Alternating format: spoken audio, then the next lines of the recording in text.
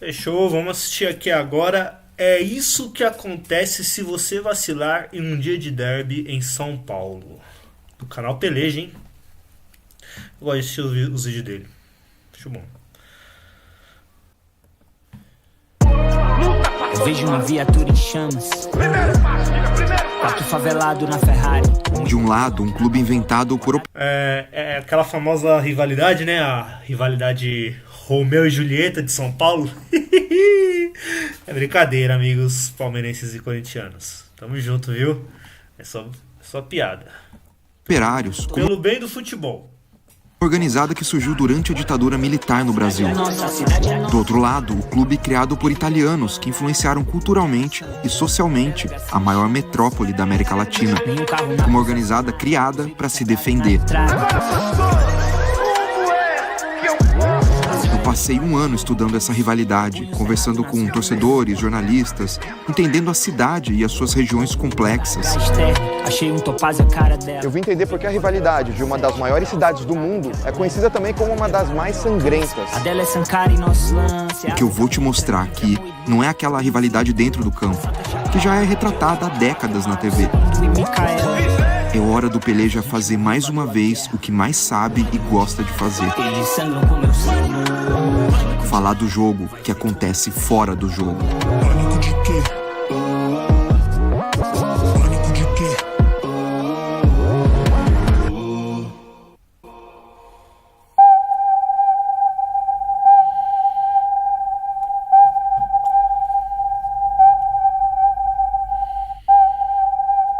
A maior cidade da América Latina é também uma das mais caóticas e hostis para quem Isso aqui é o terror do trabalhador médio. 5 da manhã, trem metrô lotado. 6 da tarde também. O puro fluxo de São Paulo, isso aqui. É um terror. sente na Coitada da senhora aqui, ó. Tem uma senhora aqui, mano. cidade da América Latina é também uma das mais caóticas Olha isso, mano. Tem uma senhora aqui, gente. Meu Deus do céu. e hostis para quem sente na pele a desigualdade social. Para eu começar a entender como a principal rivalidade de São Paulo se tornou provavelmente a mais sangrenta do Brasil, eu precisei antes ouvir mais de quem mora nela e de quem viu algumas transformações rolarem nos últimos anos. Os Gaviões da Fiel receberam o Peleja e eu troquei uma ideia com o Bill, vice-presidente da torcida e um dos caras mais influentes no cenário das organizadas brasileiras. Pela logística, né, mano, mapeado, né, mano, do rio pra lá e da linha do trem pra lá também, né, mano, isso é fato, isso é bem nítido. Acesso à cultura, lazer, mano, você vê que pra mim sair do Jabaquara, que eu tô, sei lá, 20 minutos do Parque de Ibirapuera, meu pai nunca me levou, né, mano, porque, porra, mano, trabalha de segunda a sábado, chega domingão, tá cansado, mano, tem que se locomover, já não tem ônibus, é 1 hora e meia no ponto, esperando o ônibus, já chega no parque cansado, vai brincar comigo como, mano, não tem energia, tá ligado, é surreal, é impossível, mano.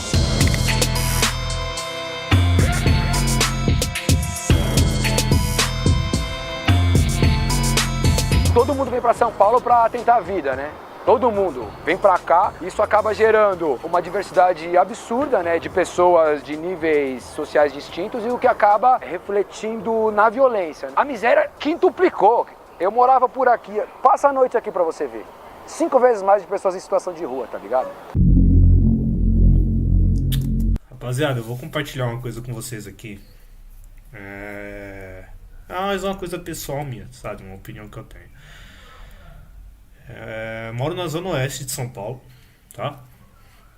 E assim, toda vez que eu tenho que ir lá pro centro de São Paulo, essas regiões como Barra Funda, Liberdade, lá mais pra região do centro, toda vez que eu volto de lá, eu fico meio pá, tá ligado? Quando eu vejo o pessoal assim, porque tem muita gente em situação de rua lá pro centro de São Paulo, mas tipo, muita gente mesmo.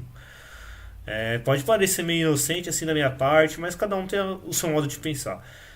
Assim, eu volto meio depressivo de lá, né? Toda vez que eu vou lá. Porque assim, se olha a gente assim na situação de rua, tem gente que não fez por onde tá ali.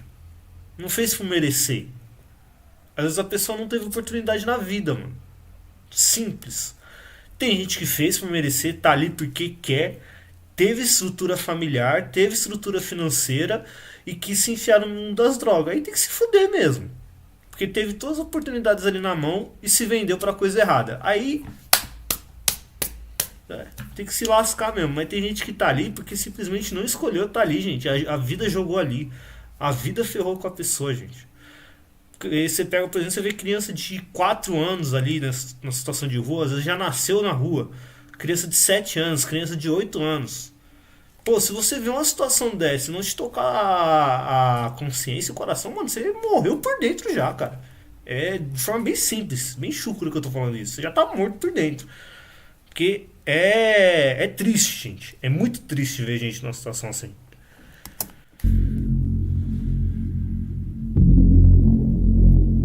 Mas o Estado nunca existiu, nunca fez nada, pelo contrário, né, mano? Ele existe só pra determinadas regiões. Minha mãe, a gente já sofreu integração de posse, mas quando eu descobri que o Clube Rebleca Rebouças também é invadido, também é uma área manancial que não poderia existir ali, ele existe, é legalizado e é usufruído pela elite paulistana, mano. Por que eles podem e a gente não, mano? Porra, é muito louco isso que eu falo que o meu primeiro crime foi roubar um caderno e canetinha no mercado, mano. Só que eu não fui bem sucedido porque minha mãe viu isso. Tinha 8 anos de idade, meu pai era alcoólatra e tal, e entendia porque que a polícia sempre oprimia quando chegava lá na rua da favela lá, tá ligado? De certa forma quiseram prender meu pai e eu resisti, não ajudei, tá ligado? E a partir daí eu entendi que a polícia não servia pra me proteger, nada de bom pra mim, né?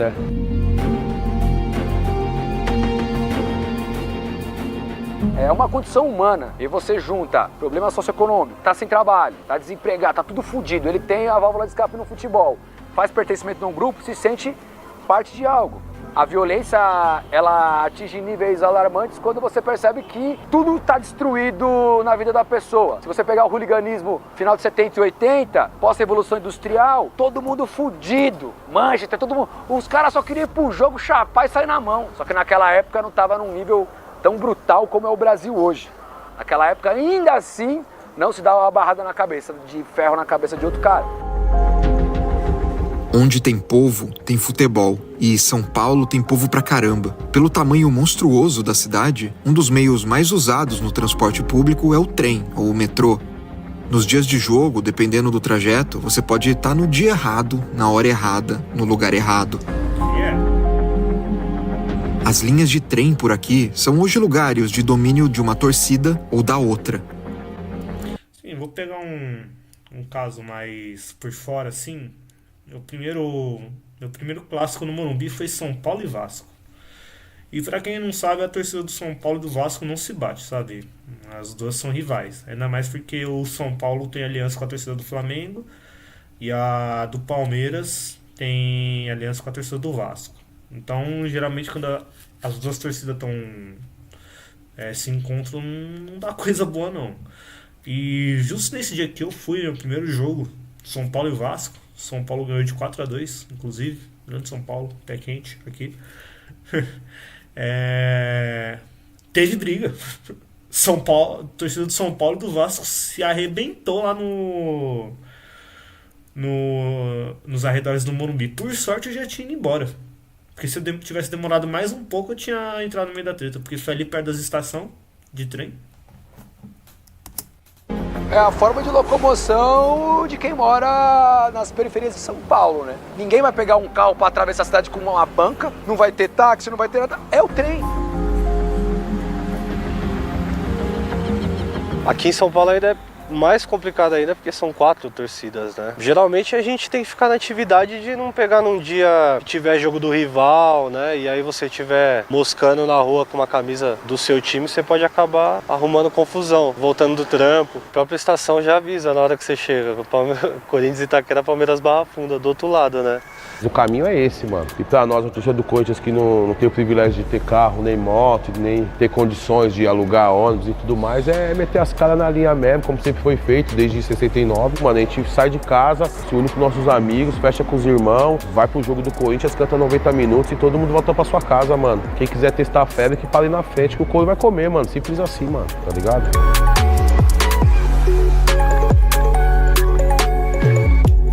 Se você tá num menor montante, por exemplo, você tá com 50 caras e o outro lado tá com 200. Se você fecha um corredor, uma escada, aquele 200 não vai se prevalecer, porque vai ficar uma linha de 10 caras na frente. E se cai 2, 3, 4, 5 dos caras, eles vão correr em 4 vezes mais. Porque vai ter que tirar o amigo de lá. Então, a estratégia é de guerra também. E não é porque quer a violência, não. O cara tá voltando, mas sabe que pode vir a acontecer. E tá preparado. E tá preparado. Um vacilo, você perde vários amigos.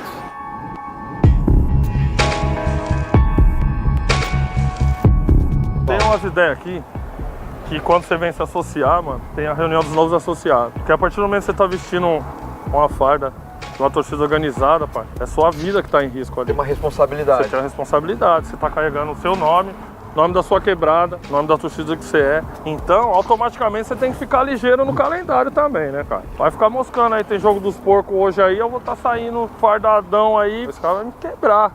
Daí eu vou chegar aqui e vou falar pros caras, os caras me quebrou lá, não sei. Os caras vão falar o quê? Os caras tá moscando, tio. Mesma coisa nós tá indo pro jogo aí, tromba um cara vindo de outra torcida. Ah, paciência, não vai ter jeito. Perigo vai ter em qualquer momento, tá ligado?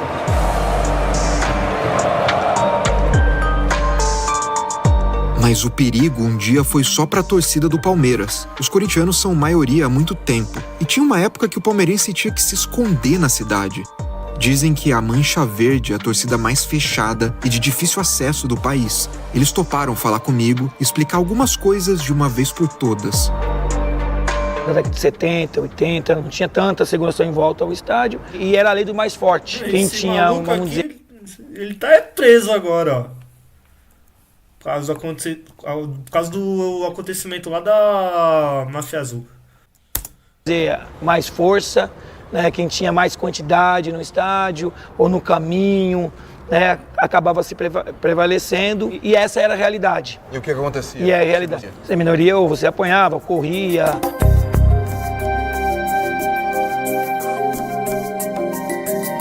Para o palmeirense era impossível ir para o estádio com uma camisa do Palmeiras e voltar com ela. Porque sempre que eles encontravam torcedores rivais, eles tinham a camisa tomada, eles apanhavam. Nos anos 70, já havia a Tupi, que era a torcida uniformizada do Palmeiras, que era a maior torcida do Palmeiras, que era muito conhecida por fazer uma festa muito bonita na arquibancada. Mas a diretoria da Tupi tinha uma particularidade que eles não permitiam os associados brigarem na arquibancada. Então, se um torcedor da Tupi brigava na arquibancada, ele recebia uma advertência. Se brigava de novo, ele podia até ser expulso da torcida.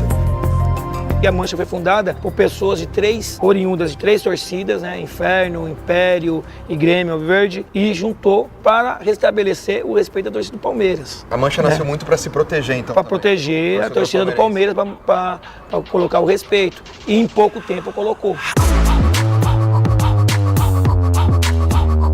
Imagina esses caras com uma dessa aqui, ó. Imagina os caras com uma dessa aqui, ó. Quem já assistiu The Walking Dead sabe. Nossa! Quem já assistiu sabe. Aqui, ó. Minha Lucille aqui, ó. Uma dessa aqui faz um estrago, hein, cara. Pô! Isso aqui, ó. Que é isso, meu filho? Rapaz, Calma.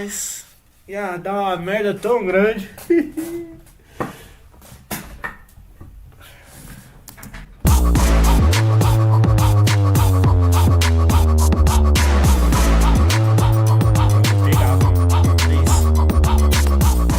Teve um acidente com o time do Corinthians, né, que morreram 2 jogadores. E dentro do campeonato chegou numa conscientização que o Corinthians podia inscrever mais 2 para poder suprir, né, mano, a ausência dos 2 que eram importantes ainda da época, tá ligado, mano?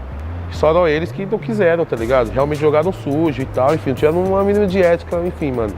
Então são sujos, mano, são sujos, são porcos, mano. São tão porcos, truta, que hoje eles pegaram esse nome e colocaram como se fosse bom pra eles, mano.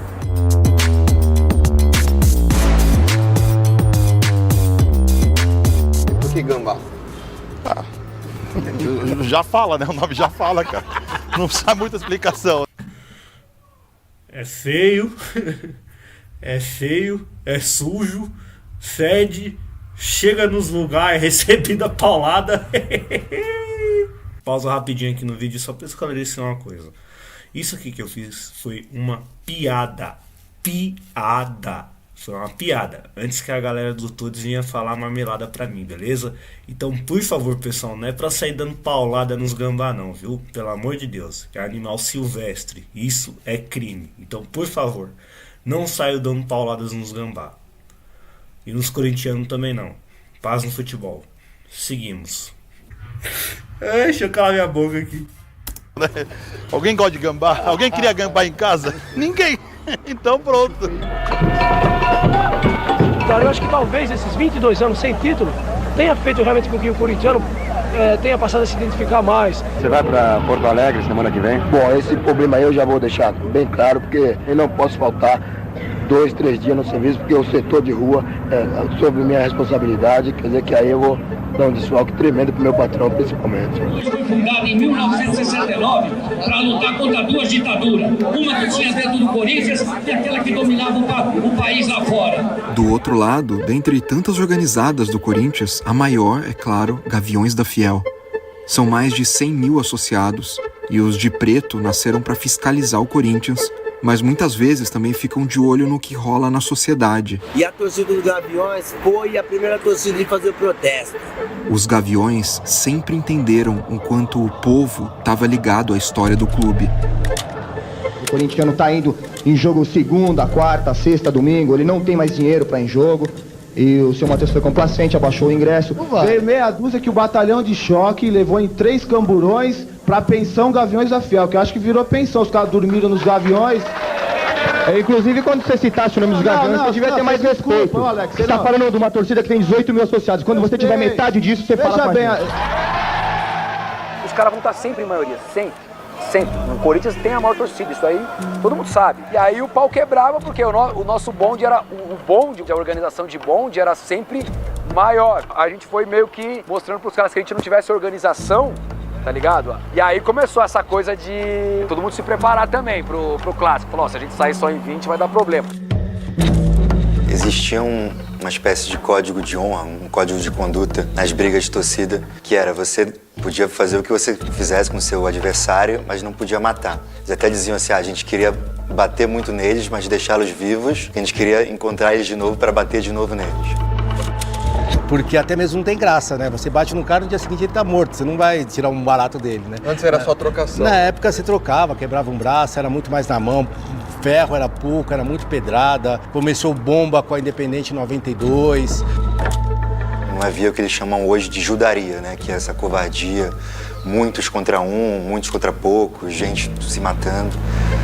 Eu cresci num prédio e eu brigava com os caras da Barra Funda da Rua de Baixo. Eu servi o quartel e eu saía na mão com os caras eu era da BG, saía na mão com os caras da PE. Era normal, torcida era assim também. Porque na minha geração era Karate Kid, Van Damme, era briga de violência aí na mão, a molecada gostava disso. Uma coisa é ser na mão, outra coisa é você deixar o cara estirado até a morte. Nessa época em que só a trocação ou a luta sem o uso de armas era o único jeito aceitável nas brigas de torcida em São Paulo, até a mídia tratava as organizadas de uma outra maneira. Era comum você ver líderes da Mancha, dos Gaviões e de outros grupos participando de programas de TV, de game show e até trocando uma ideia com a audiência. Atenção, Mancha Verde, para a segunda pergunta no show de bola de hoje. É uma parada até que curiosa para quem é mais novo e cresceu enxergando as organizadas e as barras bravas tão distantes e marginalizadas na cultura popular televisiva. Vai falar que na Mancha só tem gente boa? Não tem. Nos Gaviões só tem gente boa? Não tem. Então não adianta. Todos são culpados, entendeu? Todas as torcidas são culpadas pela violência. Não adianta querer colocar um pano em cima e querer, sabe? Não, a gente não é assim. Todo mundo... Eu me admiro. Então eles realmente conseguem impor esse respeito, conseguem ser temidos. Agora vocês não ligam mais chamar de porco, então? Não, agora normal. Pelo contrário, nós queremos que xingue a gente de porco, porque nós somos porcos mesmo, então, e dá-lhe porco.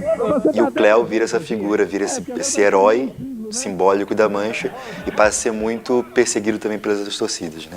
Fomos fundados no dia 11 de 1 de 1933, no intuito só de uma coisa, restabelecer o respeito à torcida do Palmeiras. Está fazendo aniversário hoje, o nosso Cléo!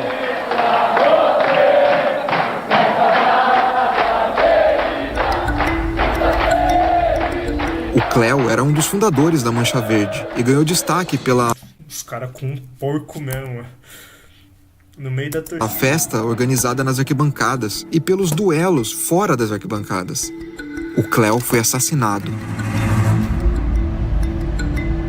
A primeira morte envolvendo torcidas organizadas no Brasil aconteceu em São Paulo. Uma lembrava Cléo Dantas da Silva, chefe da torcida Mancha Verde, assassinado na semana passada. A outra patrocinada... Se eu não me engano, esse maluco foi o pivô da treta que existe hoje entre Máfia Azul e a Mancha Verde. Parece que a Máfia Azul foi zoar o Cléo lá num jogo entre Cruzeiro e Palmeiras, aí o pau cantou. Pela Polícia Militar, pediu o fim da violência nos estádios. E a morte do Cléo, ela não tem uma explicação, ou ela não tem uma conclusão de quem foi o assassino ou de quem organizou esse assassinato? Não tem. A gente até conseguiu o processo. É isso aqui, né? O inquérito, essa apuração, acho que a gente trabalhou durante 2 anos nela.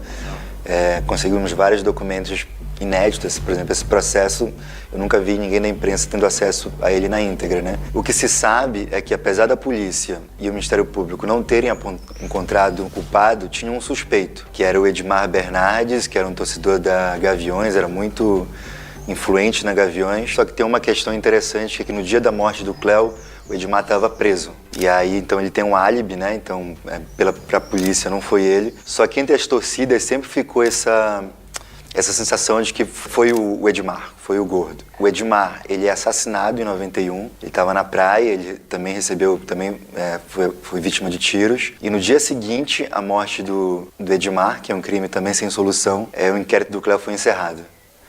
A gente ficou com a sensação de que, para a Mancha, o crime do Cléo foi solucionado além das instâncias judiciais, entendeu?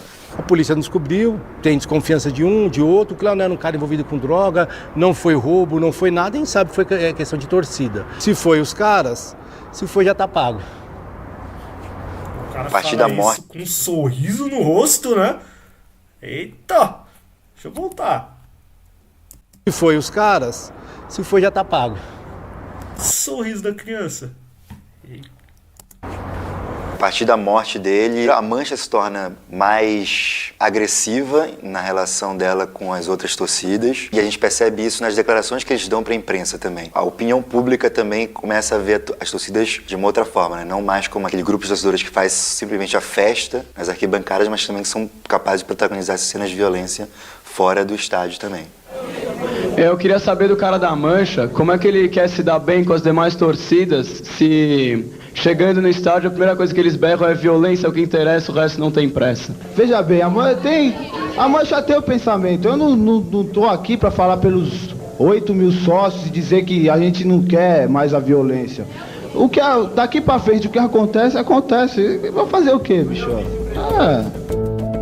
O crime na cidade ia aumentando e, consequentemente, ia influenciando as torcidas nessa rivalidade. Aliás, essa rivalidade sempre correspondeu ao que acontecia na cidade, e as armas para atingir o rival foram variando. Nos últimos anos, a tecnologia virou arma, as emboscadas cada vez mais frequentes, e elas são planejadas por mensagem, as brigas são compartilhadas, os perfis oficiais param as guerras através de comunicados nas redes sociais. Envolve tanta coisa e tanta gente.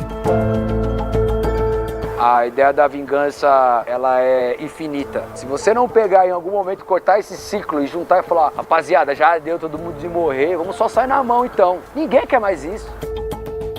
Todo mundo percebeu que daqui a pouco o próximo é você, né? Daqui a pouco você que vai morrer, ou você vai matar, vai pegar não sei quantos anos de prisão. Todo mundo perdeu alguém. Hoje, infelizmente, muitos levam até barra de ferro para a pista a contragosto. Porque sabe que alguém vai, um rival, um inimigo vai levar contra você. E se você não tiver, como que você vai? Contragosto, sim. Confia. Vai conseguir se defender. A polícia entrou em choque com os torcedores e chegaram a derrubar o alambrado. Uma bomba caseira atingiu Rodrigo no meio da torcida do Corinthians. A mãe do Livone chegou desesperada no hospital.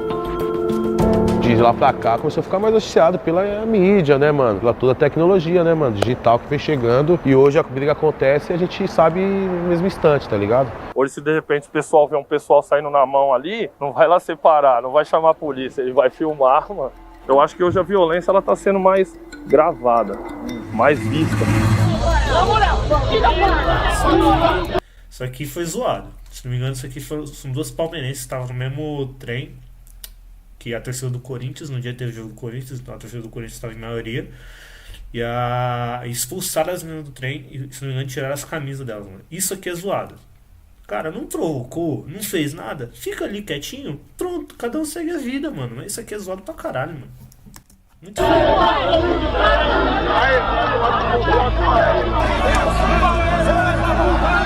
Teve uma situação no metrô de São Paulo em 2019, que 2 torcedoras palmeirenses foram expulsas do vagão por torcedores corintianos. E aí, na época, em rede social mesmo, uma menina falou, acho que a gente tinha que criar algum movimento, algum coletivo que as mulheres pudessem ir juntas pro estádio. Deu um boom muito grande, assim, foi meio inesperado até. Teve uma repercussão muito legal e lógico que tem um lado ruim também, ao mesmo tempo a gente levou muito hate, mas faz parte, a gente sabia que isso ia acontecer. A tecnologia e as redes também servem hoje para alimentar as brigas de narrativas. O debate sobre o papel das torcidas de Corinthians e Palmeiras nos campos políticos está quente. Eu acho que o Gaviões, até pela fundação deles, eles se posicionam muito mais politicamente. Não que a Mancha não se posicione, mas, por exemplo, a gente viu recentemente várias manifestações contra o governo Jair Bolsonaro, muitas delas puxadas pelas torcidas organizadas. O marco assim, foi a manifestação das enfermeiras lá em Brasília, lá, que os caras foram lá e começaram a agrediram, né, as enfermeiras, super-herói da saúde mesmo. A gente tem que realmente tá ligado, valorizar. Isso incomodou e fez com que outros caras também dos Gaviões aqui se incomodassem e falassem, mano, se a gente não for pra rua, esses caras vão dominar e vai apavorar o país e a gente vai voltar 60 anos atrás, truta. Vai voltar a ditadura realmente, mano. Realmente falar, mano, somos a favor da democracia aí, mano. Não só os Gaviões da Fiel, as outras torcidas do Corinthians também. Só mostra que a gente é foda pra caralho, modéstia à parte, ó, mano.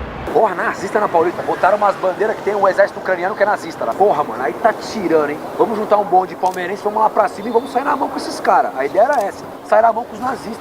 Se deixasse procriar, isso aí é tipo o Gremlin. Os caras vão, né, ver 2, 3 com bandeirinha. Aqui não é monarquia não, aquele vagabundo que fala que nazista tem opinião nenhuma, parceiro. Enquanto a gente estiver vivo, estiver nazista na rua, a gente vai arrebentar e vai matar. Se puder, mata. A gente odeia nazista, tá ligado? Odeia. Os Gaviões estavam lá também. Só que falava, com vocês não tem nada. Quem compactua com o nazista não tem ideia, mano. Simples assim, tá ligado? 53 anos de história, combatendo qualquer tipo de ditador, de fascista, e é poucas ideias. Se esses caras estiverem na rua, não vai passar um trator, caralho. As torcidas, elas têm uma voz muito ativa, né, mano? Se rola um manifesto pra todo mundo ir pra rua proteger... Mano, vou ser bem sincero. Eu queria que a torcida de São Paulo tivesse um pouco mais dessas iniciativas aqui, mano. Tem algumas páginas, né? Eu não vou falar o nome das páginas aqui, né? Mas, enfim, tem algumas páginas que combatem esse tipo de situação. Aquela palavra começa com F, né? E aquela começa com N. Mas você vê mais esse tipo de posicionamento vindo da torcida do Corinthians, mano. E eu queria que a torcida do São Paulo fosse mais proativa com esse tipo de situação, né? Não, é igual o cara falou ali, né? O Zene tem que se lascar mesmo, né? Tem que ir de F. Poucas ideias pra esse tipo de gente. Está contra algo que esteja indo contra a nossa ideologia, obviamente todo mundo vai se juntar pra ir, tá ligado? Esse é um grande papel da torcida organizada, né? Muita gente acha que torcida organizada é só você ir lá pro estádio, levantar uma bandeira e cantar o hino do seu time. Um dos rótulos mais recebidos pela torcida do Palmeiras é a de torcida de fascista. Principalmente os rivais são quem levantam essa acusação. Cara, eu tô aqui na frente do presidente da Mancha, a chance de eu perguntar isso, né? A Sim. Mancha é fascista? Tem o fascismo dentro da Mancha Verde instalado? Quem falou que nós é fascista? Onde que nós é fascista? Pô, nós temos uma escola de samba, onde que tem fascismo? Aqui, o nosso presidente, o maior da história é nordestino. Você entendeu? Se você é um fascista, eu não posso, como negro, ter sido vice-presidente da Mancha.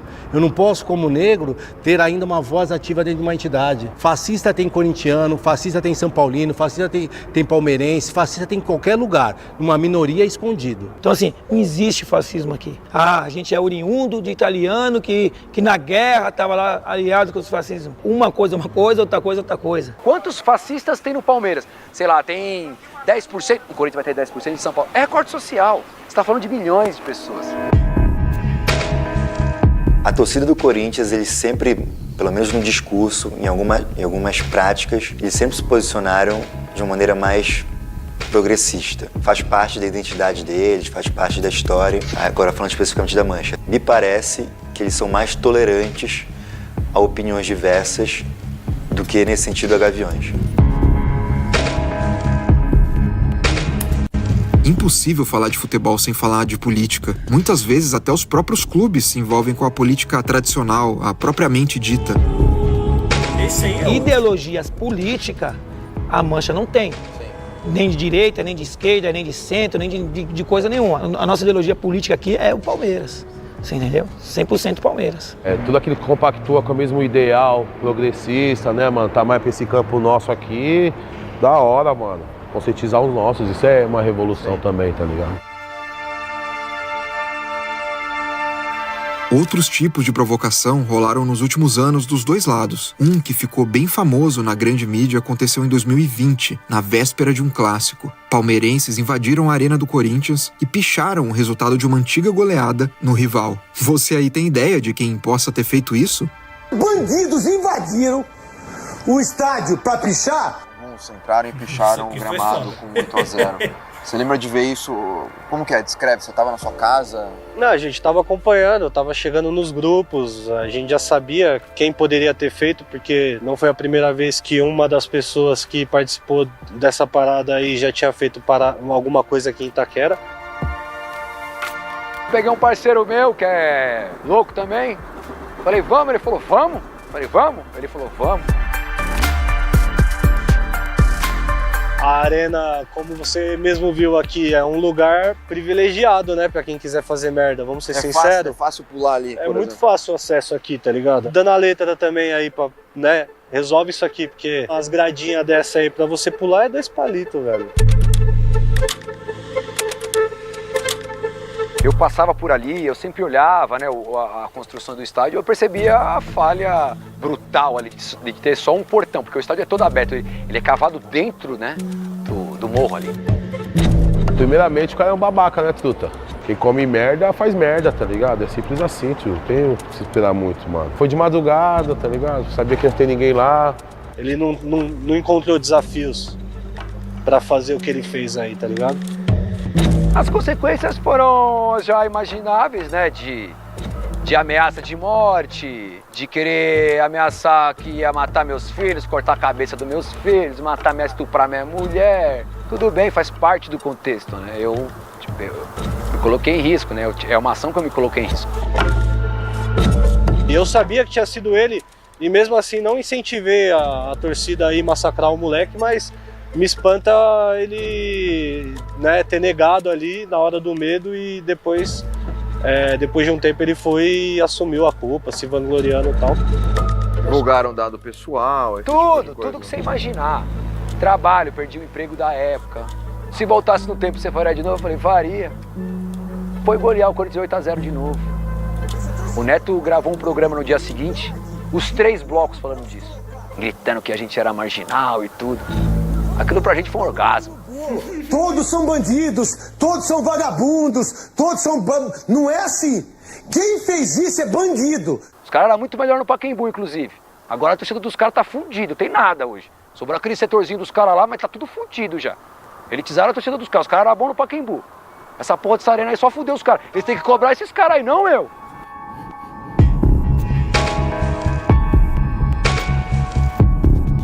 Título de a torcida do Povo tem ingresso lá de R$800 com camarote com piscina no estádio deles. Diferente quando era no Pacaembu.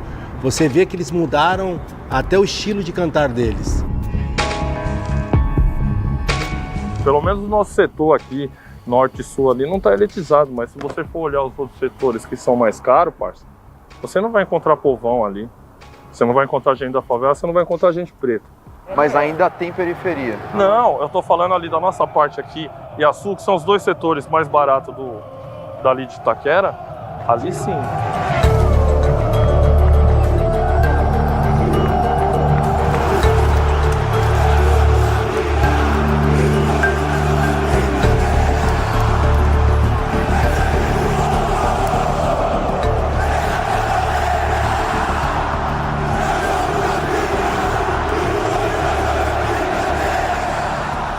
O produto futebol foi se elitizando cada vez mais, o ticket ficando cada vez mais caro, mas para proporcionar o quê? Conforto a essas pessoas que não frequentavam os estádios dos anos 90. Se frequentava, se sucumbia a aceitar como que era, ficar do lado de mendigo, de lixeiro, de ladrão, de traficante.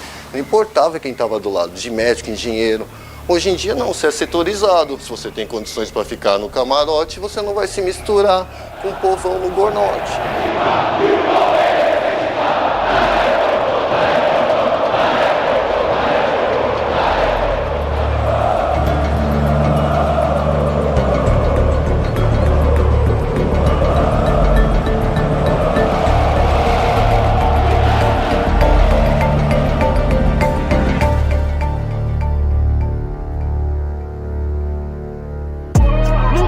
Vejo uma viatura em chamas, quarto favelado na Ferrari. O orgulho que eu tenho na Mancha é a forma que ela defende o Palmeiras. Mesmo errando, ela vai tentar acertar pelo Palmeiras. Pelo Palmeiras os caras matam e movem. Guerrilha urbana. Não tinha outro time assim pra mim nascer, tá ligado? Já torcendo. Porque o corintiano, ele não vira corintiano, né? Nós já nasce já o bagulho, já é essência.